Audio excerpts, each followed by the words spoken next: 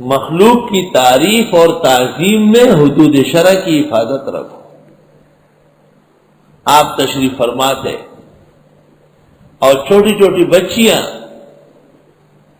کچھ نظمیں پڑھ رہی تھی، جب یہ الفاظ اس بچی نے پڑھا وَفِينَا نَبِيٌّ يَعْلَمُ مَا فِي غَدٍ، ہمارے ہاں ایسے پیغمبر آئے ہیں، بخاری مسلم سب کی روایت،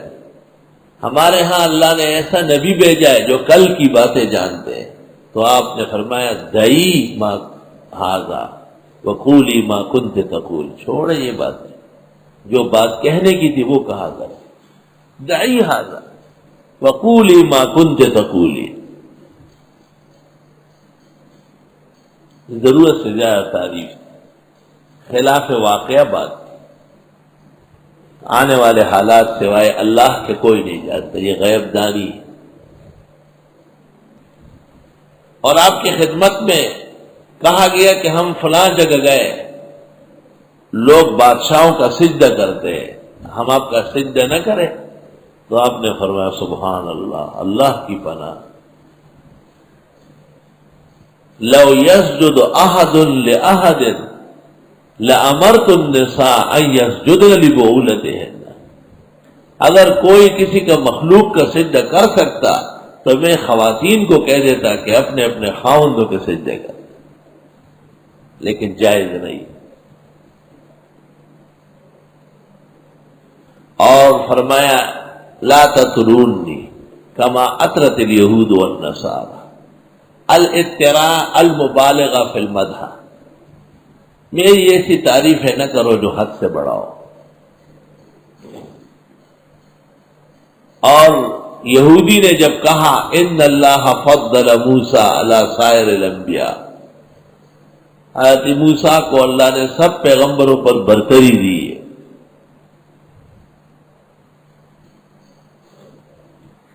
تو انصاری نے کہا اوتقولہ علی محمد،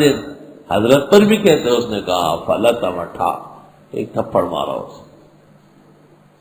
وہ پیغمبر کی خدمت میں آئے شکایت کرنے کے لیے، تو آپ نے ارشاد فرمایا لا تفضلونی علی الانبیاء، لا تفضلونی علی موسیٰ،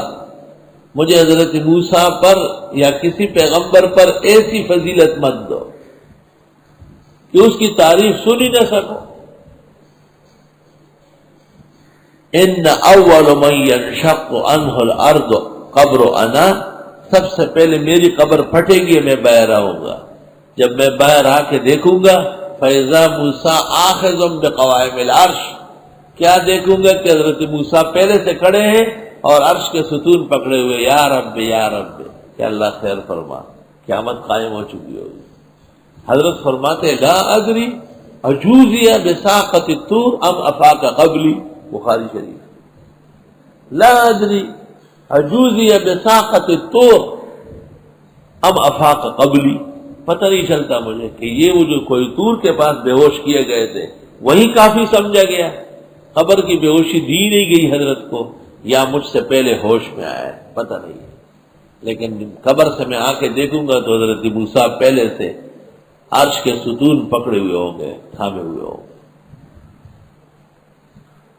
تو حضرت موسیٰ علیہ السلام کی منقبت اور فضیلت آپ نے اس لیے بیان فرمائی تاکہ حضرات صحابہ میں اور امت میں نبی کی تعریف کرنے میں بھی اعتدال رہے، میانہ روی رہے۔ آج کل اسٹیجوں پر جو نعتیں پڑھی جاتی ہے اور باتیں کہی جاتی ہے ایسے جیسے یہود و نصارہ آئے ہوئے، یہ لگتا ہی نہیں کہ یہ موحد اور توحید و سنت کا پابند آدمی، بس جو منہ پہ آیا کہہ مارا۔ استغفر اللہ، توبہ توبہ۔ وَكَذَلِكَ جَعَلْنَاكُمْ أُمَّةً وَسَطًا، اللہ نے ہمیں اعتدال کے لوگ بنایا ہے۔